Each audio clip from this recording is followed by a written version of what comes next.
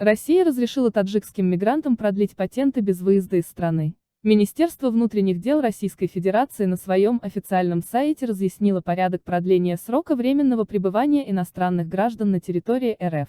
В сообщении говорится, что в целях обеспечения реализации прав и свобод граждан, а также учитывая ситуацию, связанную с распространением новой коронавирусной инфекции, с 19 марта 2020 года иностранные граждане могут продлить срок временного пребывания на территории Российской Федерации. Для этого мигрантам необходимо обратиться в ближайший к месту своего фактического нахождения территориальный орган МВД России с заявлением, составленным в произвольной форме. Трудовые мигранты могут обратиться за получением новых патентов без необходимости выезда за пределы Российской Федерации и без привлечения их к административной ответственности за нарушение срока подачи соответствующих заявлений.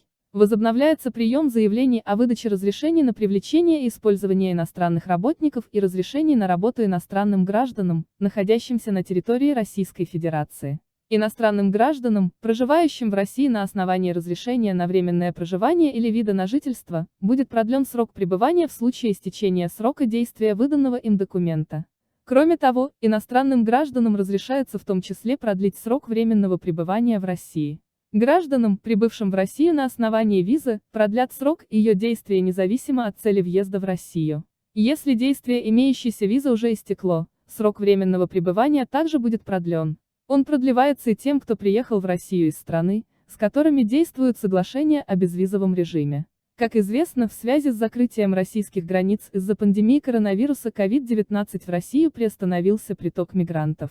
По мнению экспертов, это высвободит множество рабочих мест для самих россиян в популярных у гастарбайтеров сферах, строительстве и ЖКХ. В первую очередь из-за отсутствия притока новых мигрантов может пострадать сфера ЖКХ, будет недоставать дворников, сантехников, сварщиков и уборщиков. В Москве эта сфера практически полностью занята иностранцами. Вторая сфера – это строительство, где тоже все мигранты, рассказал глава профсоюза трудящихся мигрантов Ринат Каримов. Ранее вице-премьер РФ Марат Хуснуллин заявлял, что в возникшей ситуации правительство России рассмотрит возможность нахождения в стране иностранных строителей в случае заморозки строек, на которых они работают. Мы действительно рассматривали такой вопрос на штабах в правительстве, чем они могут заниматься, смогут ли они уехать. Мы рассматривали вариант, что есть и те, кто захотят остаться и пока не уезжать, чтобы понимать, что когда пройдет вирус, чтобы они были на месте, в каких условиях они будут жить, как им будут платить зарплату. Россия объявила о временном закрытии своих границ до 1 мая для граждан всех других стран, включая и бывшие республики СССР, откуда в Россию приезжает основная масса трудовых мигрантов.